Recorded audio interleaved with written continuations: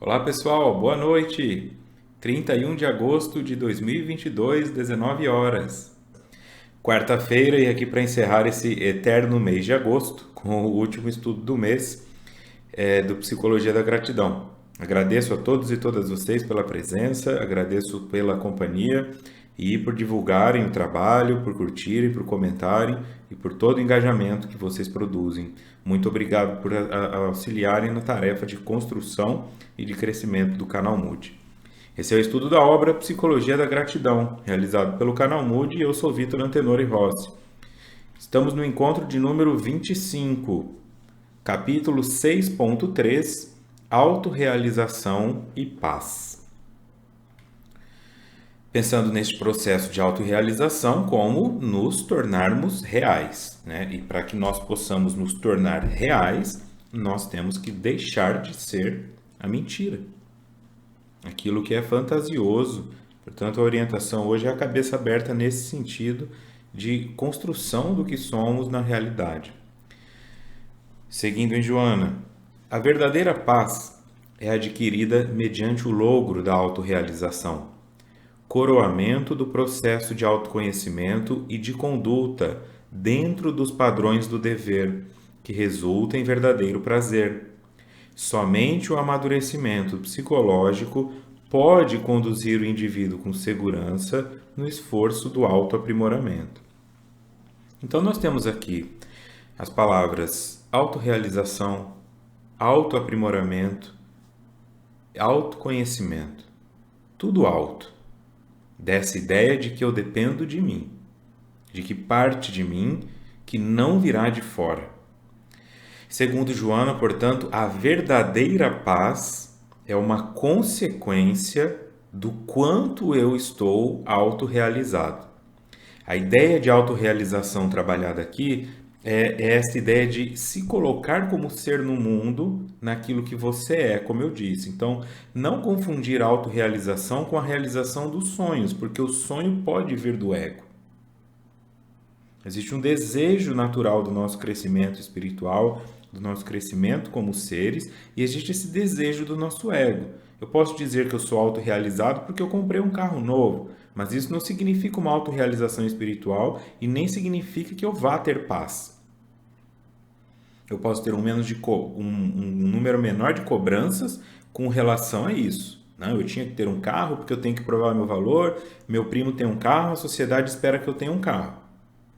Só que, como eu já disse em situações anteriores, depois você entra naquele carro e fica com medo de riscarem o carro, de roubarem o carro, de achar que ele é menor do que o outro. Então, se não está bem resolvido dentro de você, este carro vai te dar uma sensação momentânea, carro, casa, qualquer coisa, mas depois vai trazer uma outra angústia, porque na verdade não é este objeto que está te trazendo angústia, a angústia estava em você. Você acreditou que este objeto tiraria ela e ao tê-lo percebe que não. Autorrealização, o que eu vim aqui para resolver? Eu vim aqui para trabalhar a minha vaidade? Então eu preciso mostrar para os outros que eu sou vaidoso. Não é divulgar no Instagram, gente, eu sou vaidoso, gente, eu sou adicto, gente, eu sou não sei o que, eu sou adúltera. É num sentido de assumir isso para si. Tornar real no início aquilo que é a tua sombra, porque só assim você poderá ter uma luz também real. Se é confessando para o padre, se é trazendo isso para a terapia, se é sentando de frente para uma árvore e contando isso para ela ou para uma cadeira vazia, ou nas tuas orações para Deus como você o compreenda, não importa. Mas você precisa estar consciente que não são só os outros que ficam te irritando, sabe? Às vezes te dizendo, você é muito rígida, você é muito chato, você não gosta das pessoas, você é muito egoísta, você é narcisista. Talvez seja. Se tem muitas pessoas que convivem com você dizendo a mesma coisa, dá uma vasculhada se não é por isso mesmo. Busca uma opinião neutra. Ou busca uma aceitação. Eu me autorrealizando neste sentido, dizendo, olha, eu sou orgulhoso, olha, eu sou vaidoso, olha, eu sou egoísta. Isso é me tornar real. Aí, com o que é real, eu posso mexer. Fica claro? Eu posso mexer com argila, porque ela é real, mas eu não posso mexer com os meus sonhos. Eu não posso, às vezes, nem conseguir explicá-los para as outras pessoas, Por isso nós estamos o tempo todo tentando nos vender para o outro.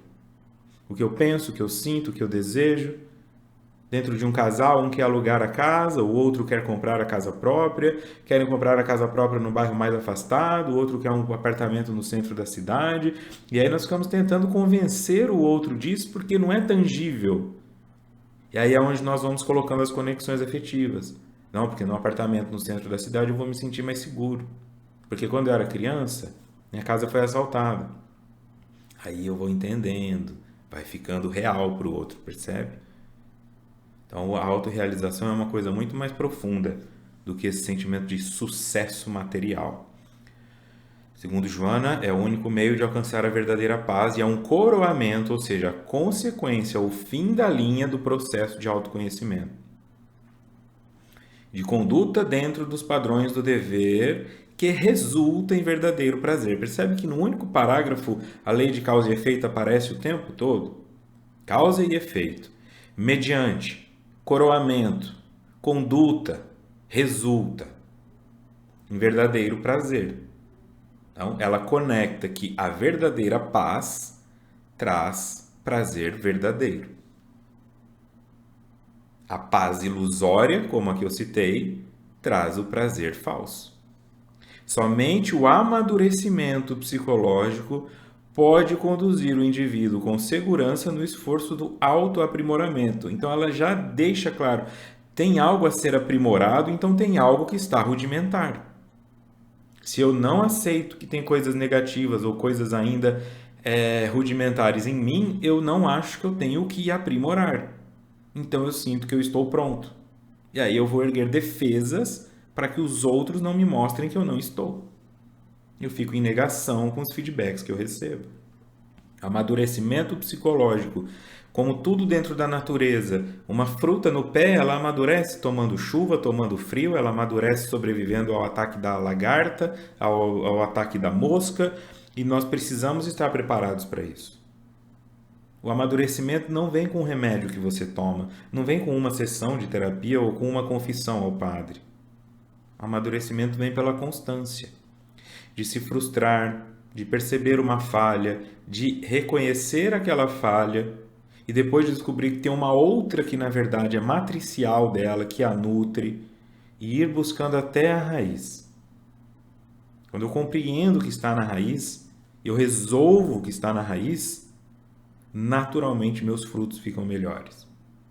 Se isso não está acontecendo, é porque o problema não está mais na raiz, está no caule, no tronco. Essa é a parte de conduta. Raiz é aquilo que eu sou na essência. Frutos são aquilo que sai da minha boca, dos meus comportamentos.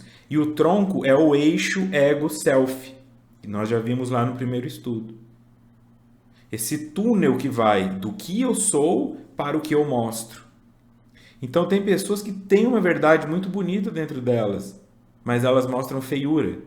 Porque elas imaginam, se eu for boazinha, se eu for gentil, vão me atropelar. Então deixa eu mostrar que eu sou brava. Deixa eu mostrar que eu não ligo para os outros. Ela fala, eu não ligo para você, fecha a porta e chora. Ela está atuando uma personagem, compreende? Então o que vem da raiz dela não está chegando na copa e, portanto, os frutos não são tão doces ou bonitos. Porque o tronco, que é este local, que vai da nossa consciência, do nosso movimento, de mostrar quem somos, e não de criar personagens para que os outros nos aceitem, baseado no que nós achamos que o outro vai gostar de ver.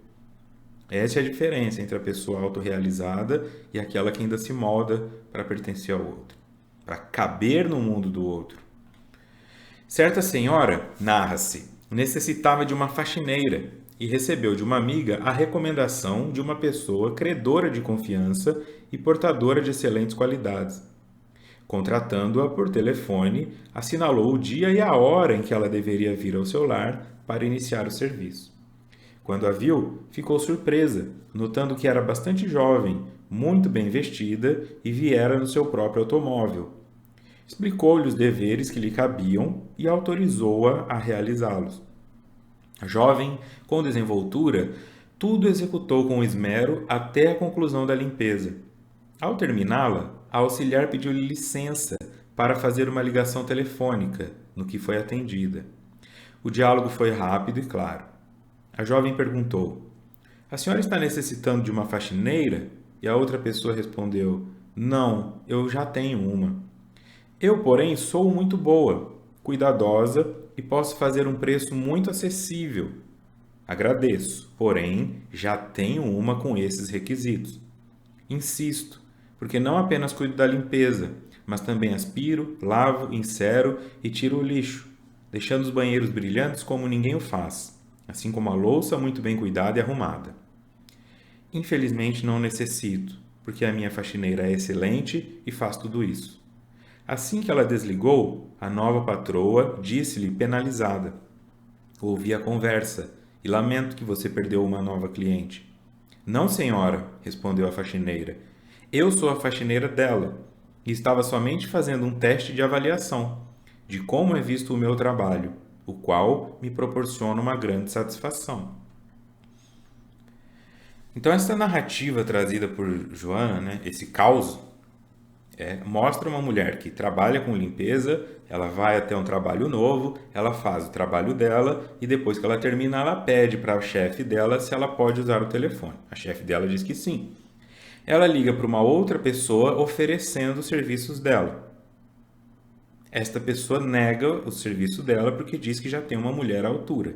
Só que esta mulher à altura que ela tem é ela mesma quem está ligando. Então, ela ligou anonimamente para a sua própria chefe para descobrir se o trabalho dela era bom o suficiente ou se esta mulher daria abertura para pelo menos uma entrevista com outra pessoa. E este é o local da autorrealização. Se eu fico só olhando no espelho para saber quem eu sou, eu não consigo ver com clareza. E aqui eu estou falando até em termos físicos, porque isso já é cientificamente comprovado que o nosso cérebro tem mecanismos de alterar a maneira como nós nos enxergamos para que nós nos sintamos mais bonitos. Se você duvida disso,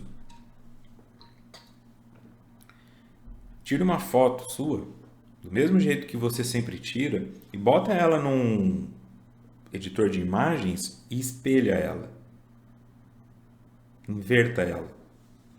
Porque nós sempre nos enxergamos da maneira como nós olhamos para o espelho ou como nós vemos nas fotos. Então, o nosso cérebro registra aquilo e cria uma alteração na nossa sensação de simetria. Isso também é com a voz. Quando você se ouve num gravador, você fala, mas essa não sou eu. Minha voz é irritante assim? Então, minha voz é bonita assim? Tem muita gente que seria bom cantor, boa cantora, mas não acha porque não consegue se ouvir como é de verdade. E tem gente que acha que é bom, mas não é. Então você espelha, você vai perceber que não tem uma simetria, você vai falar, não, mas minha cara ficou torta, o lado esquerdo é menor que o direito, e minha sobrancelha não sei o quê, eu fiquei feio, porque na verdade você não ficou feio, você viu o que você é. Quando eles ficam falando dessas pessoas que são lindas e colocam elas em programas de computador porque tem a simetria perfeita, é porque elas têm, de um lado ou de outro elas são a mesma, mas pouquíssimas são assim. Então a ideia que nós temos de nós mesmas, ela é distorcida pelos nossos mecanismos de defesa. Isso vale para a mãe.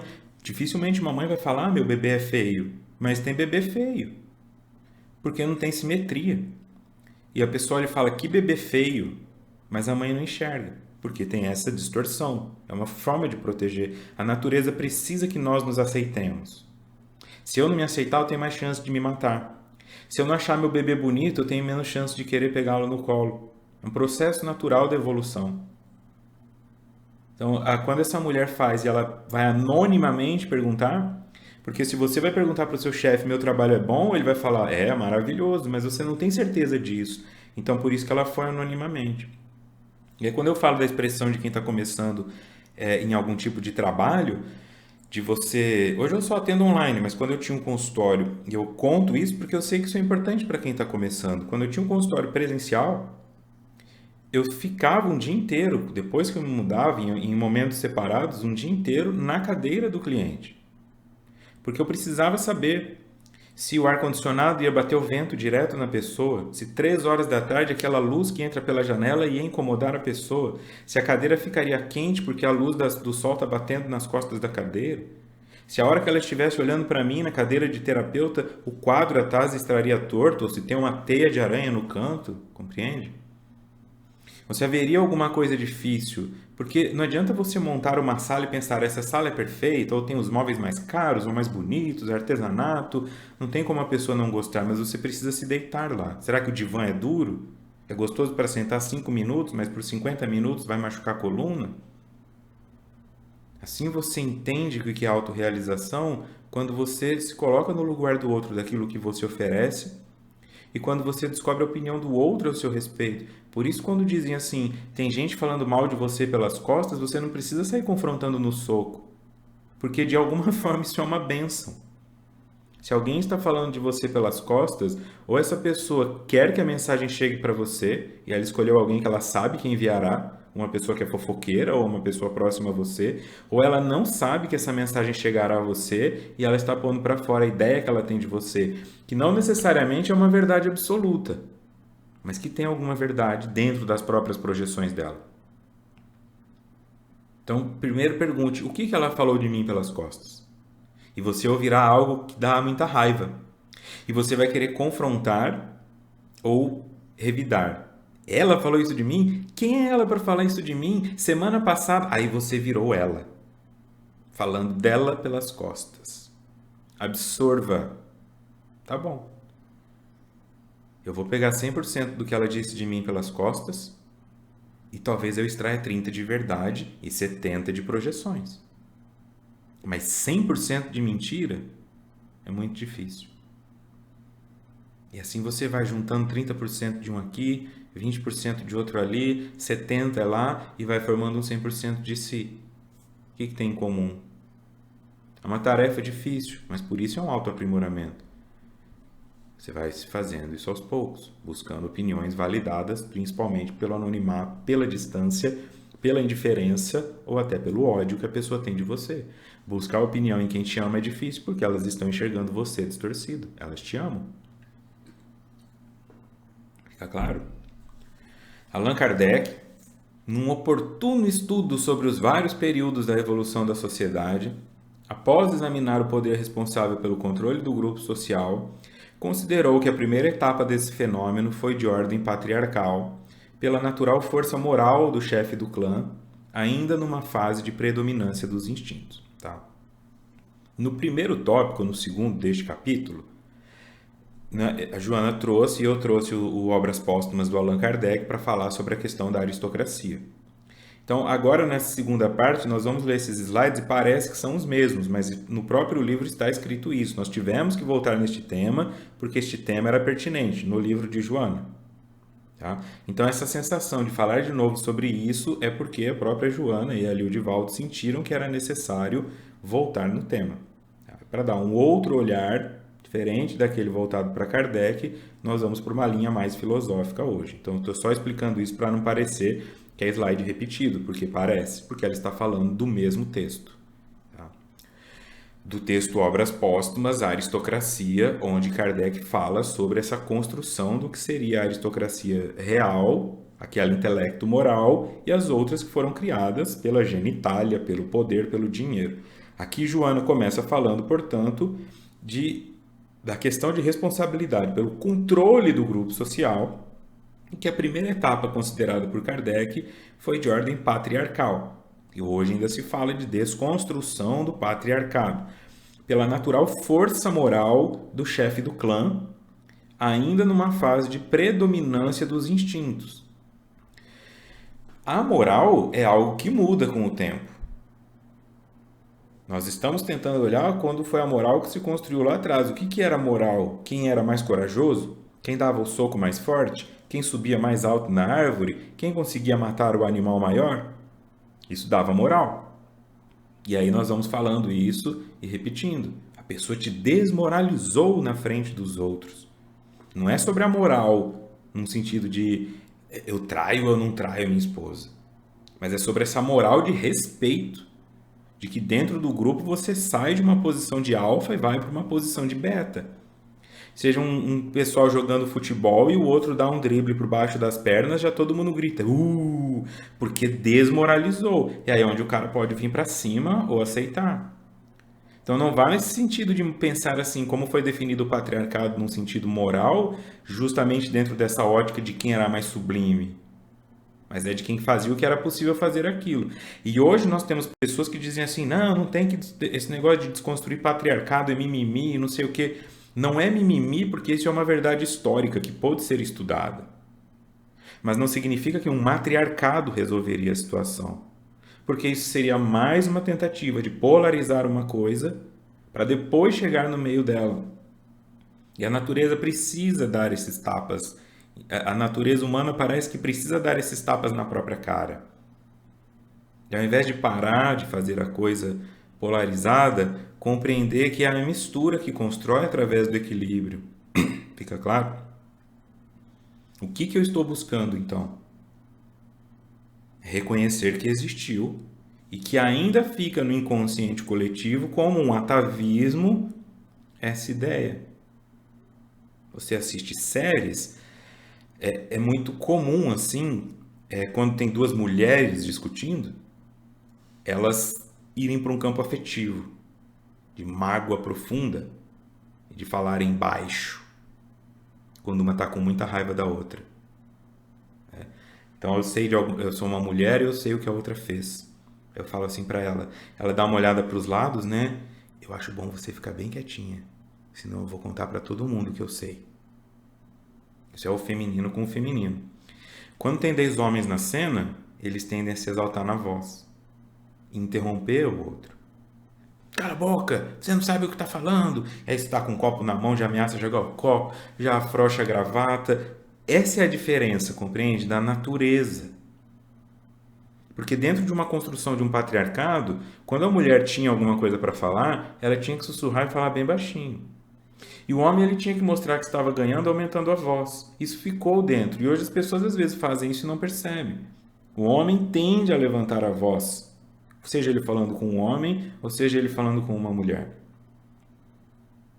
Isso é sutil, mas gera uma percepção. Desconstruir isso não significa só a mulher começar a gritar mais alto que o homem, mas o homem aprender a sussurrar. Porque o que importa é a mensagem que está sendo dita. Leva tempo, é nossa natureza.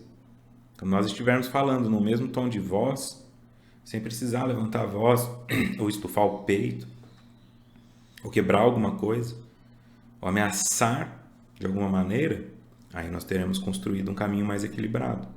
Porque assim como existem homens que fazem isso, existem mulheres que também fazem, compreende? Então elas estão indo para o lado adoecido do patriarcado, que não é só uma coisa ruim, para o lado adoecido do matriarcado, que também não é uma coisa ruim. O ideal seria que houvesse um equilíbrio das duas partes boas de ambos. Porque o patriarcado também proveu segurança, conforto. O matriarcado proveu união, afeto. Imagina se nós pudéssemos ter os dois, independente da genitália de quem faz. Então pode ter dentro de uma casa uma mulher trazendo a proteção e a segurança financeira e um homem fazendo a união afetiva. Não tem problema isso. O problema é quando os dois querem fazer o mesmo papel ou quando um não reconhece o papel que o outro está fazendo. Trabalhei o dia inteiro, você só cuidou das crianças e vem falar que está cansado? Essa é a diferença. Então vai mais fundo, tá? Eu trouxe essa reflexão para ir calando ali, já que nós estamos no trabalho de desconstruir a aristocracia e fazer a nossa parte em direção a uma nova, o que nós precisamos fazer, como eu disse no início? Realizar qual é a atual. Realizar que não tem só coisa ruim, nem no homem, nem na mulher, nem no matriarcado, nem no patriarcado. E que existem coisas ainda machucando as pessoas e que nem tudo é mimimi e que algumas coisas são. Reclamações infundadas de pessoas que não estão no tal local de fala, tentando falar por outros. Logo depois, a força do grupo elegeu aquele portador de mais resistência e mesmo poder de luta, surgindo o controle político e social mediante a autoridade da força bruta, assim se estabelecendo uma segunda aristocracia.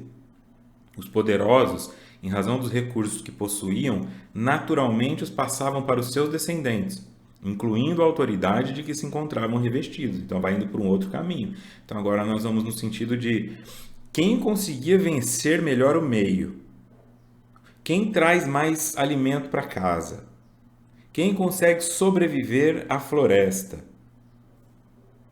Tá certo essa ideia? Depois começou a aparecer aqueles que não conseguiam, iam ficando beta e desaparecendo, e aí começaram a emergir 3, 4, 5, 6, 10, 8, 20 que davam conta. Só que esses 20 eram demais. Então eles começaram a ter que reduzir o tamanho. Bom, nós somos 20 aqui que damos conta, mas não há espaço nessa cidade para 20. Então nós vamos ter que ver quem bate mais forte. Aí vai sendo construído. Desde lá de antes, até depois quando você tem a ideia dos duelos, do faroeste. Era isso. Quem for o gatilho mais rápido, não importa quem você é, não importa o nome que você tem. Naquele exato momento, onde você fica de costas para o indivíduo, vai andando opositor a ele e se vira e tem que atirar mais rápido que ele e ainda acertar o tiro, tua vida toda está resumida naquilo. Se o tiro pega em você, você cai e fica ali para os abutres comerem. Tem honra, não tem nada. Olha o tamanho disso. Você acha que aqueles dois indivíduos não estavam com medo? Porque os filmes sempre mostram o herói assim, com aquela segurança de que ele vai virar e vai matar. Mas não tem uma adrenalina, não tem um medo, tua vida toda acaba ali se o cara for 1 milésimo mais rápido que você. E pronto. Mas esse que foi mais rápido não necessariamente era o que tinha melhor moralidade espiritual, não era aquele que era mais honesto, ele era só mais rápido. E este tomaria o poder. E se alguém quisesse tirar o poder dele, teria que ser mais rápido que ele. Porque se o matasse pelas costas, ficava desonrado, e aí não poderia ter o poder, seria caçado como bandido. Essa era a lei. Esse é o universo. E o que nós vamos olhar para isso e falar assim, e hoje? No mundo do intelecto? Quem vai fazer o comentário mais rápido? Quem vai pensar no filtro mais legal? Quem vai pensar na piada mais legal? Quem vai viralizar primeiro? Nunca aconteceu de você ter uma ideia, dormir e no dia seguinte perceber que outra pessoa executou ela e viralizou e você pensou, puxa, eu devia ter feito isso?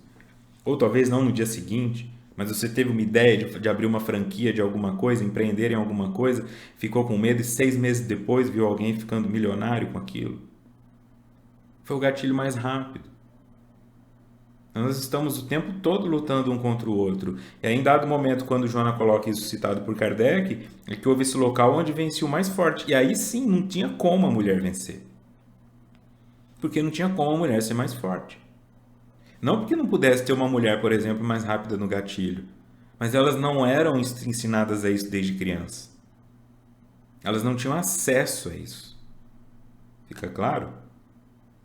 Então, qualquer momento que uma mulher que fala assim, não, aos 16 anos eu resolvi que eu vou treinar tiro, ela já ia ter que lutar contra um cara que está treinando desde os 5 de idade. É desproporcional. Então, ficou um universo realmente assim, onde as mulheres faziam esse papel dentro desses faroestes, ou de cabaré, ou de esposas recatadas. Não tinha um espaço para ela participar, montar um cavalo e pilhar junto. E hoje? Quem é o xerife, a xerife? Quando você olha para dentro do teu lar, tem chance, teu filho de 12 anos de idade, ele tem chance de falar alguma coisa para você, a hora que ele abre a boca para reclamar, você já dá um tiro no peito dele. Cala a boca, você não sabe de nada.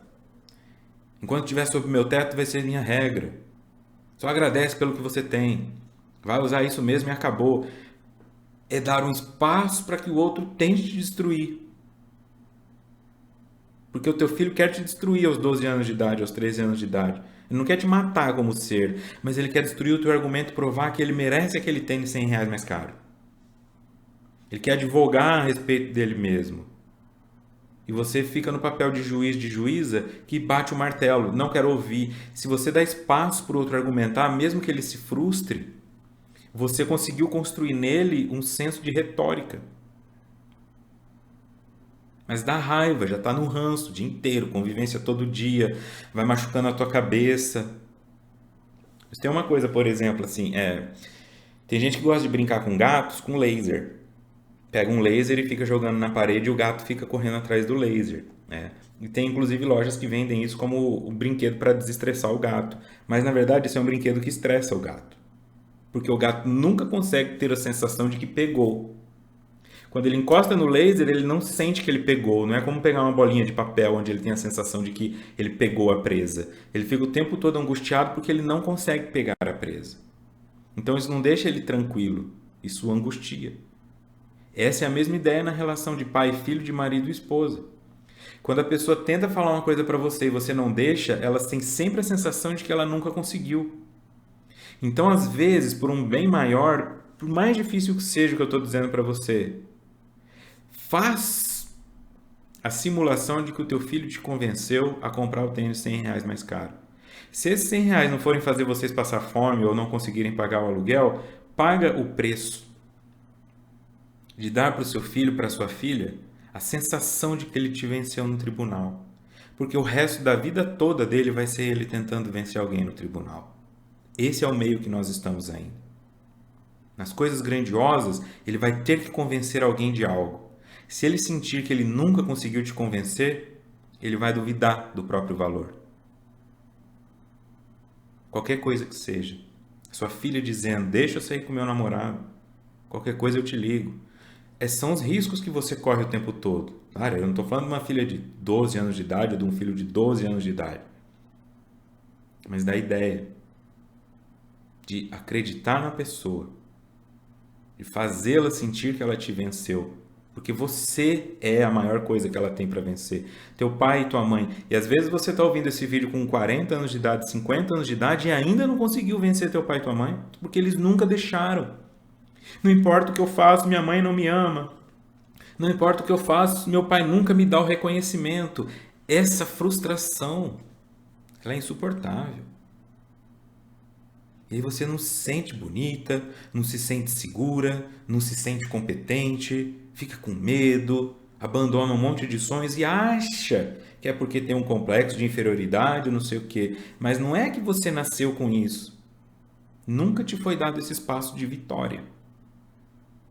Essa é a aristocracia instalada dentro de você. Você nunca poderá chegar ao cargo de chefia. Porque o chefe ou a chefe a quem você serve nunca deixam você vencer. E quando você tem uma sensação de vitória, a pessoa vai lá e reduz isso. Ah, mas também foi fácil, né? Você deu sorte. Mas teu irmão fez 1 ano antes. Medita no tanto que isso é profundo, né? E na relação que você tem. Se você não tem filho, filha, tem sobrinho, tem aluno, tem crianças que passam pela tua vida, não importa. Tem alunos que vão no centro espírita onde você dá um curso, dê espaço para o outro ter a sensação de que te venceu. Nota do expositor. Immanuel Kant, 1724 a 1804, foi um filósofo prussiano, amplamente considerado como o principal filósofo da era moderna. Kant operou, na epistemologia, uma síntese entre o racionalismo continental e a tradição empírica inglesa. Então, nós vamos entrar na opinião de Kant sobre isso tudo. No livro Fundamentação da Metafísica dos Costumes, na segunda seção, Passagem da Filosofia Moral Popular à Metafísica dos Costumes, Immanuel Kant diz o seguinte: todos os imperativos são expressos pelo verbo dever e indicam por este modo a relação entre uma lei objetiva da razão e uma vontade que, por sua constituição subjetiva, não é necessariamente determinada por essa lei, uma coação. Declaram eles que seria bom fazer tal coisa ou abster-se dela, mas declaram-no a uma vontade que nem sempre faz uma coisa porque lhe é apresentada como boa para ser feita. Portanto, praticamente é bom o que determina a vontade por meio de representações da razão, isto é, não em virtude de causas subjetivas, mas objetivamente, quer dizer por meio de princípios que são válidos para todo ser racional enquanto tal. O bem prático é, pois, distinto do agradável, isto é, do que exerce influxo sobre a vontade unicamente por meio da sensação, por causas puramente subjetivas, válidas apenas para a sensibilidade deste e daquele, e não como princípio da razão válido para todos. Então eu volto aqui para ir com mais calma. Imperativos são expressos pelo verbo, tá? Então você deve fazer isso. Eu devo fazer isso. Eu devo parar. E muitas pessoas chegam às vezes no processo terapêutico e elas entendem assim: eu tenho uma doença. Eu falo, mas qual é a doença? Ah, eu faço isso. Eu devo parar. Por quê? E aí elas vão, porque é feio pro outro. Porque eu não sei o quê. Porque vai me fazer morrer mais cedo. Mas é uma preocupação sua? Igual eu falo do tabaco. É uma preocupação sua morrer mais cedo? Vai te matar mais cedo? Provavelmente. Mas é uma preocupação sua? Porque você vai investigar no fundo e descobre que uma pessoa que está fumando, sabendo que ela pode morrer aos 45 ou 50 anos de câncer de pulmão ou qualquer outro, ela tem medo de chegar aos 80 porque a mãe dela com 70 teve Alzheimer ou teve Parkinson e ficou acamada até os 90 e pouco e foi uma tortura para a família cuidar dessa pessoa. Então, dentro dela, ela não quer chegar aos 80. Então, inconscientemente, o meio que ela conhece de não fazer isso é provocar uma morte que não seja pelo suicídio. Aí ela fuma, ela bebe, ou ela fica obesa. Ela não luta contra isso. Ela diz que quer lutar. Ela diz que ela tem que fazer isso. Mas lá no fundo ela não quer. Porque a verdade é aquilo que nós realmente queremos, nós fazemos. Realmente queremos, nós fazemos. Um indivíduo que quer buscar droga, ele vai andar 3 horas da manhã na chuva, 30 quilômetros a pé. Eu já vi indivíduos chegar em clínica de recuperação sem a sola do pé, na carne viva, porque ficava o dia inteiro fazendo corre. Tem uma pedra lá, vai de graça? Vou. Os caras estão fumando lá, 10 quilômetros daqui. Asfalto quente, não tem, irmão. Então, quando o indivíduo quer alguma coisa, ele consegue. Se eu não consigo sair de um vício, é porque eu não quero ser dele. Eu não aqui estou dizendo que é uma fraqueza, eu estou dizendo que é um processo inconsciente. Tem uma parte minha que enxerga aquele vício como uma defesa. Tem uma parte minha que enxerga aquele vício como necessário, que está me protegendo de algo pior que ele. E eu aceito lidar com as consequências disso. É diferente do pessoal lá em 1900 e nada que fumava porque era bonito e não sabia que traria problema. Como essa geração de agora que fica fumando pendrive, né, cigarro eletrônico e acha que não vai dar problema. Quando começarem a aparecer os resultados disso daqui 20, 30 anos, aí eles vão entender o que eles fizeram. Fuma narguilé porque acha que não é cigarro, não tem substância tóxica. Aí aquela geração que terá os resultados clínicos desse comportamento para observar, poderá ser responsabilizada pelo que faz. Mas a atual acha que não. Então essa geração que não fala não para o filho, que deixa a criança dormindo na cama para sempre, que não dá um quarto para a criança, que não coloca a própria privacidade, porque é mais fácil deixar o bebê dormir no quarto, lá na frente eles vão entender os estudos clínicos disso, do número de casamentos que acabaram, da infelicidade na sexualidade, de crianças que cresceram com medo de ficarem sozinhas, que se tornaram adultos inseguros. Acontece. Mas eles não podem ser responsabilizados agora porque eles estão contestando uma pedagogia que eles acham que é uma pedagogia restritiva. Ah, ninguém sabe o que é melhor para o meu filho, deixa eu fazer o que eu sei. Falar, não, para quê? Eu não sei quanto tempo eu tenho de vida, então eu vou criar meu filho como se ele fosse... E aí ele vai, às vezes, vive 70 anos. Mas deixa ver. A ideia colocada aqui por Kant é essa ideia de que nós somos convencidos a alguma coisa que nem sempre tem a ver com a realidade, mas com uma ideia subjetiva, que é o que eu falei da sensação. É melhor morar numa casa de 300 metros quadrados, num bairro mais afastado, ou num apartamento de 60 no centro? O apartamento de 60 vai ter mais barulho, vai ter mais vizinho, é problema no condomínio toda hora, tem que pagar o condomínio. Mas se isso me dá uma sensação de segurança porque eu já fui assaltado, ou porque eu moro sozinho e tenho medo de ser estuprada, aí eu preciso do apartamento, fica claro. E eu vou tentar convencer o outro disso. Só que aqui Kant não está falando só de um marido e de uma esposa, ele está falando de um poder, até político, ou dentro de uma estrutura social, tentando convencer uma sociedade disso. Então vejam, indicam a relação entre uma lei objetiva da razão e uma vontade. que por sua constituição subjetiva, portanto, que pertence ao sujeito, que não pode ser analisada pela razão e nem provada cientificamente, não é necessariamente determinada por essa lei. Então, é uma coação. Eu estou coagindo o outro a acreditar naquilo, utilizando de argumentos que são válidos ou que não são válidos, mas que têm como objetivo fazer com que o meu subjetivo se torne o subjetivo do outro. Ou se o outro não tem estrutura moral suficiente para falar não, que pelo menos ele se submeta ao meu subjetivo, porque não tem força para confrontá-lo. Declaram eles que seria bom fazer tal coisa, ou abster-se dela. Não faça isso, não faça aquilo, que absurdo, não fume maconha, mas tome aqui essa cervejinha.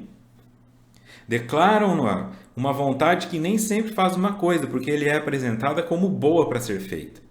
Então, o que nós temos agora, por exemplo, ano eleitoral, são os políticos dizendo o que é melhor. Um vai falar, é melhor imprimir dinheiro, mas isso vai aumentar a inflação. Isso é mentira, estão tentando te corromper. O outro vai dizer, nós temos que taxar os ricos, mas aí os ricos vão embora do país, não vão nada, os ricos vão ficar aqui. E ninguém sabe ao certo o que é, a não ser aqueles que estudam os economistas, que ganharam prêmios Nobel, por exemplo.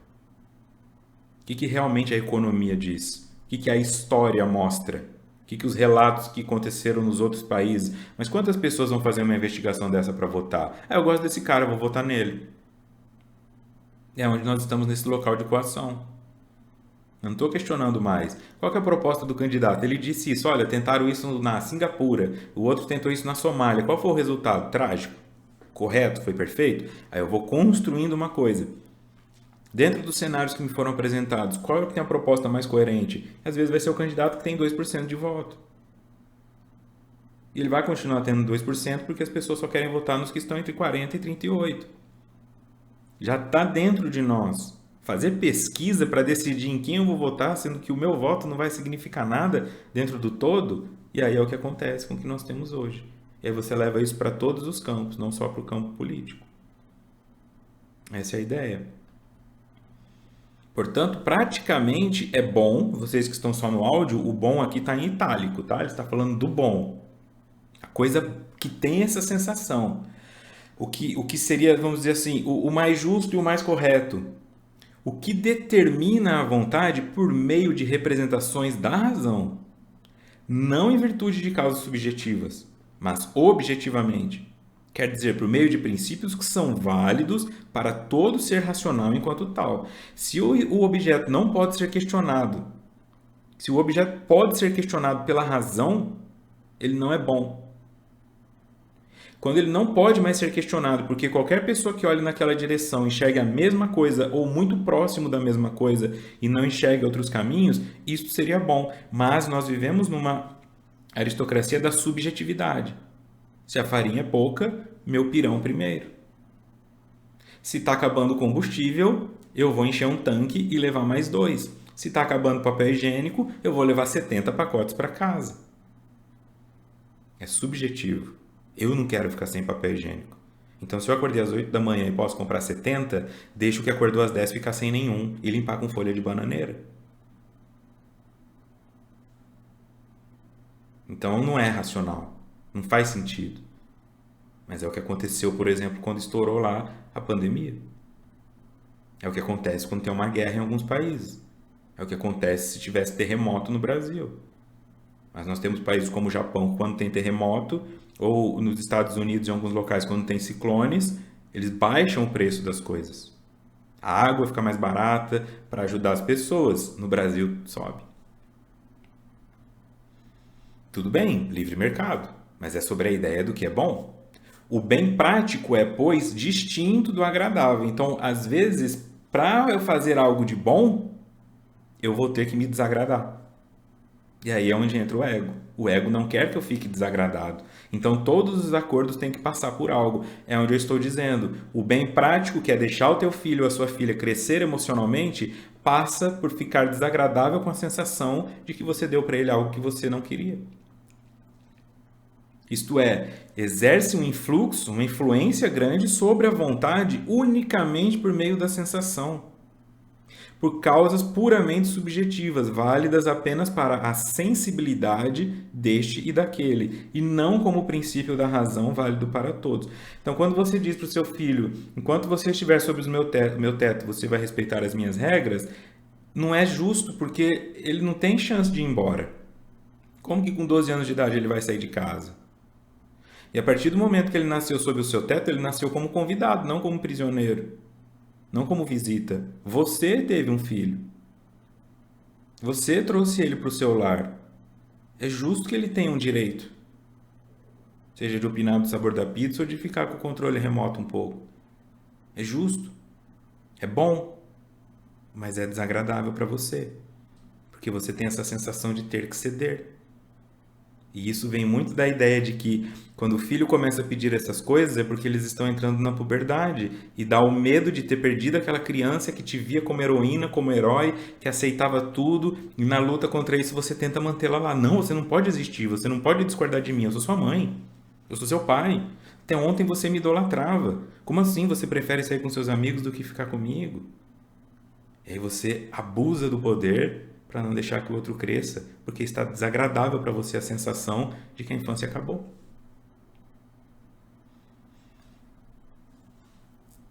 Voltando em Joana.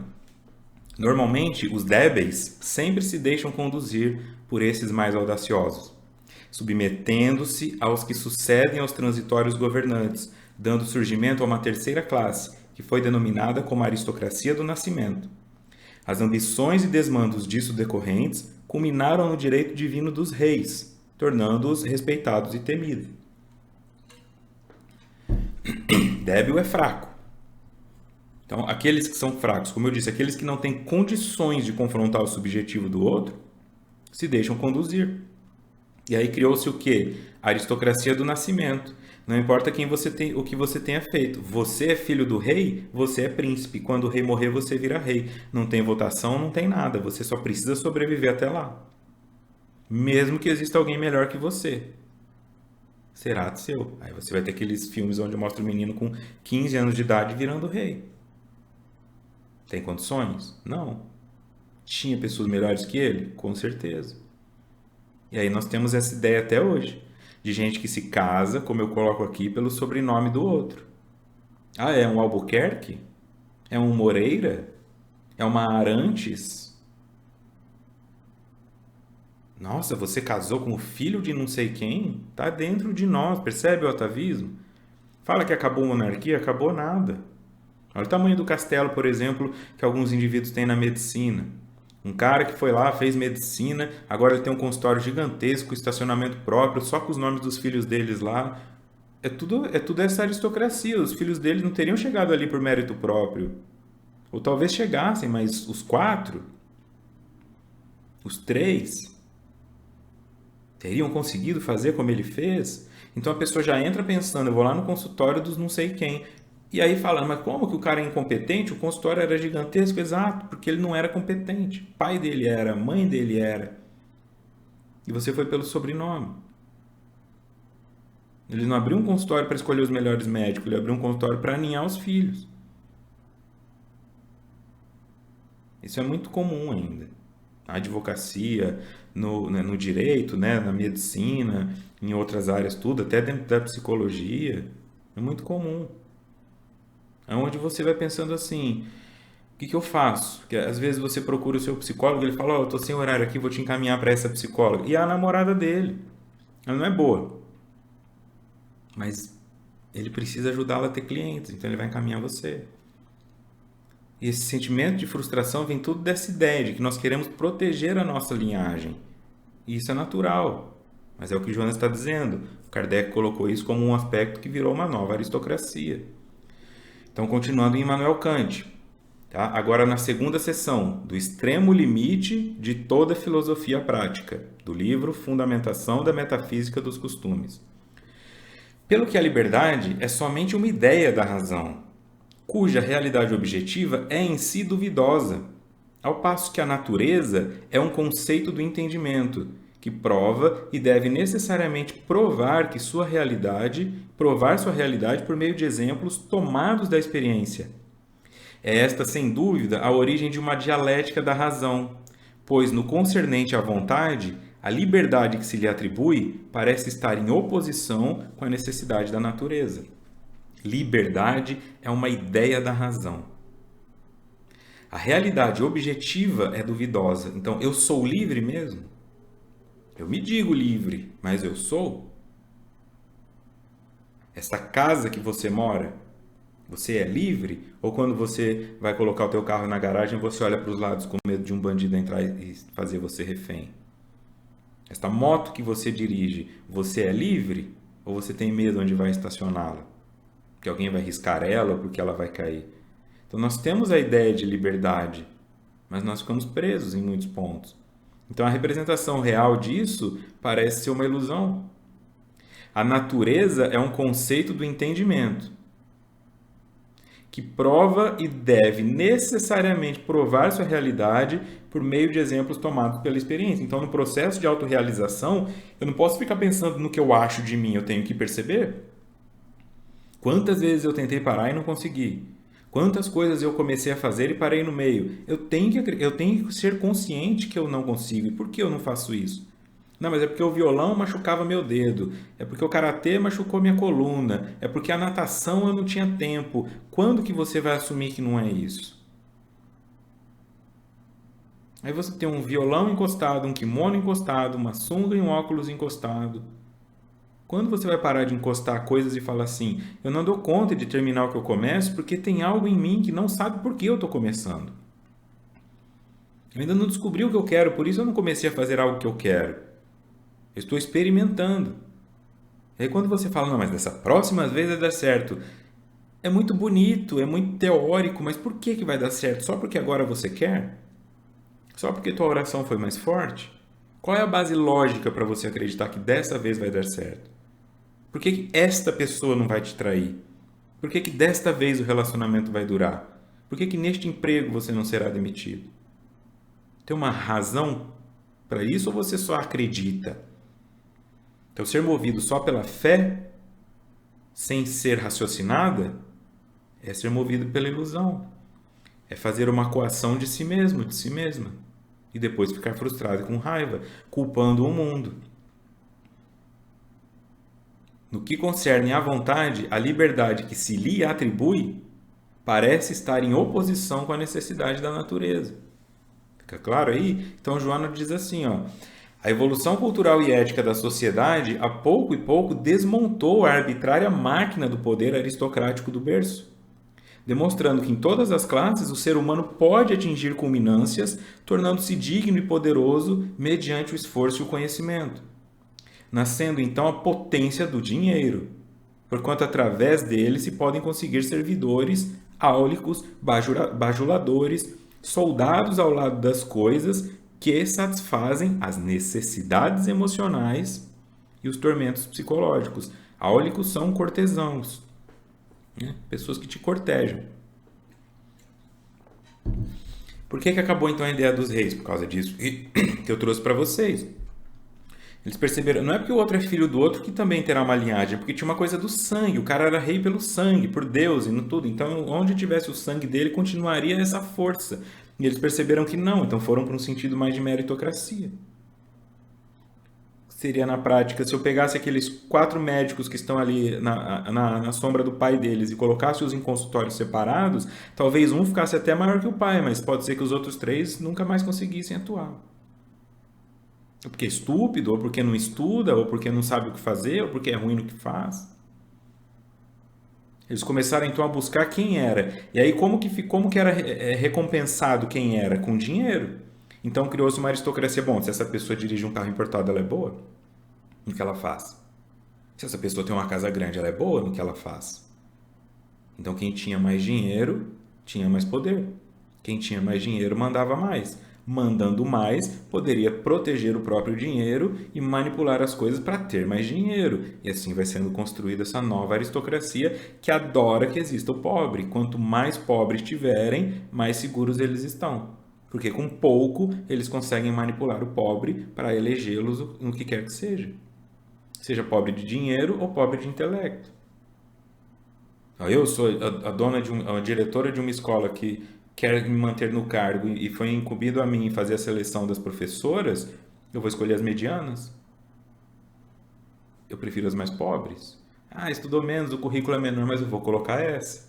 Porque se eu colocar que tem o melhor currículo, eu tenho chance de perder. Então o poder foi dando mais poder até que se cria essa distância tão grande e quem tem poder quer que o impotente continue impotente, quem tem dinheiro quer que o pobre continue pobre. Não pode dar a ele instrução nem autoconhecimento, fica claro? Então o que eles ganham são esses indivíduos, ó. Servidores, cortesãos, bajuladores, soldados. Pessoas que lutam por eles enquanto eles estão lá, tomando o vinho de 40 mil ou comendo o camarão de 100. Continuando em Joana. Logo se manifestaram os valores defluentes da inteligência, do idealismo, que removeram tronos e retiraram os dominadores perversos, abrindo espaços para uma nova aristocracia, que se tornaria resultado da união da inteligência e da moralidade, surgindo aquela que ficou denominada pelo codificador do espiritismo como intelecto moral. Essa condição na qual se reúnem os legítimos valores da evolução naturalmente conduz à autorrealização e, em consequência, à paz, que é o que ela já disse no começo. Esse é o local para o qual nós estamos indo, mas nós ainda não estamos. Onde o resultado é a inteligência e a moralidade. Então não basta o indivíduo ter um discurso bom, ele tem que ter uma conduta boa, porque a conduta é essa análise dos fatos. Estamos todos olhando, mas nós estamos em uma geração onde tem foto do indivíduo roubando, onde tem foto do indivíduo com dinheiro na cueca, ainda assim ele não é acusado, porque as pessoas falam, não, isso foi manipulado, isso foi montagem, mas coitado, o outro rouba mais. Então, mesmo com os fatos, as pessoas não estão mudando de opinião. Quando nós chegarmos nesse local que Joana diz, assim, não importa o que você diga, importa o que você faz com o que você diz. É o intelecto, aquilo que você tem capacidade de manipular para mostrar para o outro, para seduzir o outro, para vender o outro, mas é o moral. Você compra o que você vende? Você vive o que você prega? Se sim, estes são os indivíduos que vão alcançar os postos mais altos. Tá?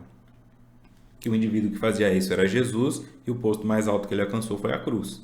Mas se fosse numa sociedade colocada como Joana diz, ele teria virado um líder natural, político e teria arrumado muito bem as coisas ao seu redor. Continuando então, Immanuel Kant.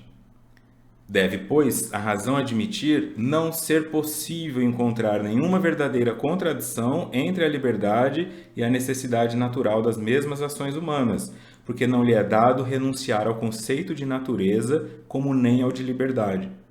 Supondo que a vontade de uma inteligência é livre, segue-se, como consequência inevitável, a autonomia da mesma, como sendo a única condição formal mediante a qual ela pode ser determinada. Então, a conclusão que ele traz aqui é: a razão deve admitir, eu não posso encontrar nenhuma contradição entre a liberdade que eu acho que eu tenho e a minha necessidade natural. Porque eu não posso renunciar ao que eu sou na natureza e nem à minha liberdade. Então, supondo que a vontade de uma inteligência livre, você pode ter vontade do que você quiser agora, você pode fantasiar o que você quiser agora, segue-se como consequência inevitável a autonomia da mesma, como sendo a única condição formal mediante a qual ela pode ser determinada. Então, isto é o que você é de verdade. Se tua vontade é de matar uma pessoa, de salvar uma pessoa, mesmo que você não conte para ninguém, você precisa reconhecê-la, porque esta é a tua natureza.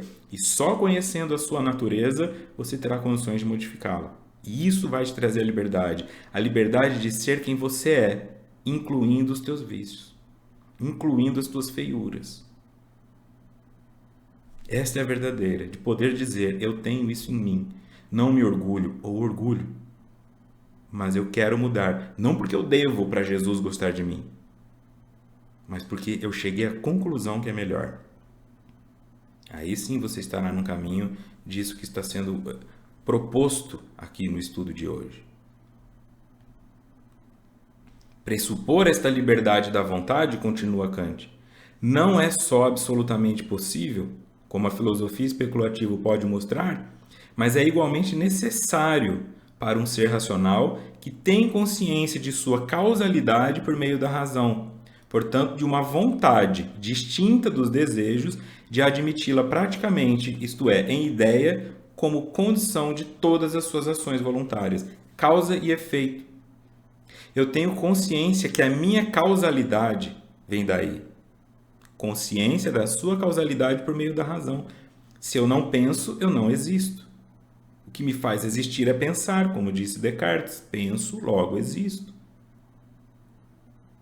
Então, esta é a causa do que eu sou. Esta é a causa pela qual você fuma, pela qual você trai, ou pela qual você faz caridade, ou pela qual você ora, ou pela qual você bate nos seus filhos ou dá um beijo nos seus filhos. A sua inteligência, a maneira como você interpreta os fenômenos.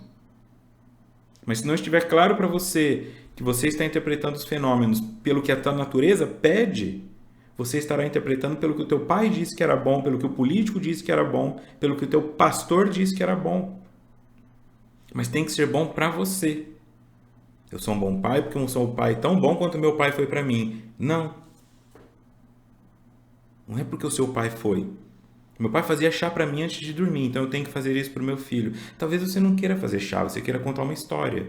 Talvez você queira pular na cama com ele. Talvez você não queira fazer nada disso, queira apagar a luz e ir dormir. Se não ficar dentro de você registrado isso, quando ele chegar aos 12 anos e gritar com você, você vai sentir raiva. Eu fiz chá para você toda noite por amor, agora você vem reclamar comigo? Exato. Porque se você tivesse feito pela tua natureza, você nem usaria isso como moeda de cobrança. É muito fácil se perder nisso. Muito fácil. Então a ideia de liberdade vai por este caminho. Essa aceitação. A liberdade da vontade, ela é possível. Mas é necessária também para sermos seres racionais. Senão nós somos seres irracionais, que só agem pela emoção. Ok? Então, para fechar, Joana, o processo de crescimento em relação à própria plenitude é impostergável e dele ninguém se evade. Serão sinais demonstrativos da sua presença quando surgirem os primeiros vagidos de compaixão e de ternura, de amizade desinteressada e o desejo de retribuição. Então, o vagido é o choro da criança recém-nascida, os primeiros sinais. O processo de crescimento em relação à própria plenitude não pode ser deixado para depois e não pode ser evitado. E eu vou saber que eles estão acontecendo, que ele está acontecendo, quando surgirem em mim os primeiros sinais de compaixão e de ternura, de amizade desinteressada e de desejo de retribuição que sejam da minha natureza, e não para me convencer que eu sou bom, nem para mostrar para os outros que eu sou. Primeiros sinais, tá? Não é se tornar uma pessoa perfeita, mas é perceber que naquele momento você sentiu isso. Esse é o caminho de que está acontecendo. Muito bom. Próximo encontro, então, no dia 7 de setembro, capítulo 7, a gratidão, meta essencial da existência humana. O estudo de hoje passou um pouquinho do tempo, né? Agradeço a compreensão de vocês por isso, agradeço o apoio dado até aqui novamente. Espero que traga ótimas reflexões, né? Mesmo que algumas sejam um pouco amargas. Estamos aqui para crescer, estamos aqui para nos apoiar. Então, obrigado a vocês que deixam seus comentários e compartilham as suas experiências para que outras pessoas também possam crescer. Um grande abraço e muita paz.